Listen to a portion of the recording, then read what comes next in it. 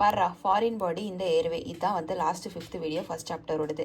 Foreign பாடியா? ரைட்ரா, foreign பாடியை வாயில் போட்டான். அதுதான் நம்மளுடைய ட்ரிக்கு. ரைட்ரா. அப்போ ரைட்டு ராங்குன்னு வச்சுக்கோ. ரைட்டாக இருக்குது, நம்ம கரெக்டாக டயக்னோஸ் பண்ணிட்டோம், ராங்காக டயக்னோஸ் பண்ணிட்டோம். அப்போ கரெக்டாக இமீடியட் ப்ரெசன்டேஷனில் கரெக்டாக சோக்கிங் பண்ணிட்டோம். குட்டி குழந்தைன்னா வந்து இருமிட்டே இருக்கு.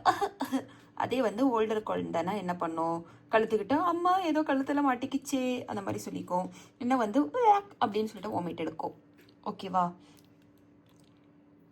இதான் வந்து ரைட்டாக நம்ம டயக்னோஸ் பண்ணிட்டு முடியாது. ரைட்டா ஃபாரின் பாடி முழுகிட்டா ரைட்டு ராங்காக டயக்னோஸ் பண்ணது என்னென்னா வந்து தப்பாக டயக்னோஸ் பண்ணிட்டோம். ரீட்டைன் ஃபாரின் பாடி ரொம்ப நாளாக இருக்குது. அப்போனா வந்து அது உள்ளே போயிடும். ஆஸ்துமா மாதிரி சிம்டம்ஸ் வரும். அதுக்கப்புறம் இன்ஃபெக்ஷன் வந்து காஸ் பண்ணும், நிமோனியா, சூப்பரேட் இன்ஃபெக்ஷன். அப்போ ஆஸ்துமா நிமோனியா. ஆஸ்துமான சிம்டம்ஸ் வந்து வீசிங் வரும். ஸ்கூல்லலாம் என் ஃப்ரெண்ட் ஒரு தீர்ப்பா அவளுக்கு வந்து வீசிங் வந்துட்டே இருக்கும் அப்படின்னு நான் வச்சுக்கிட்டேன். Breathing difficulty. அதனால நம்ம ஆஸ்துமா, ஆனால் அது வந்து ப்ராங்கோ டைலேட்டர் எது கொடுத்தாலும் வந்து ஒர்க்கே ஆகாது. திரும்பி வந்து ரைட்டு ராங்கு. அது போன அப்ஸ்ட்ரக்ஷன் வந்து கம்ப்ளீட்டாக பிளாக் பண்ணுது, கம்ப்ளீட்டாக பிளாக் பண்ணலை.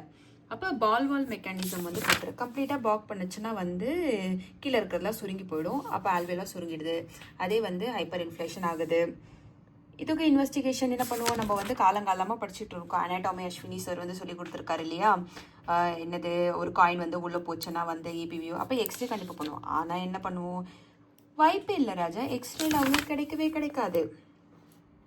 10 to 20% மட்டும்தான் வந்து இருக்குது. மேனேஜ்மெண்ட் அப்படின்னு பார்க்கும்போது இதை இந்த மொத்த கதையை வச்சு தான் நம்ம மேனேஜ்மெண்ட்டே பண்ணுறோம். என்னென்னா எக்ஸ்ரே தப்பாக வருது, அது ஒரு மேனேஜ்மெண்ட்டு.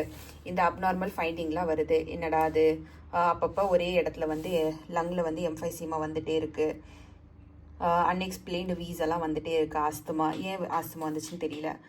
அதுக்கப்புறம் வந்து பேஷண்ட்கிட்டே ஹிஸ்ட்ரி கேட்டுக்கலாமே. அப்போ இந்த பேஷண்ட்கிட்ட ஹிஸ்ட்ரி கேட்குறது, அன்எக்ஸ்பிளைன் ஏன் ஆஸ்துமா வருது, ஏன்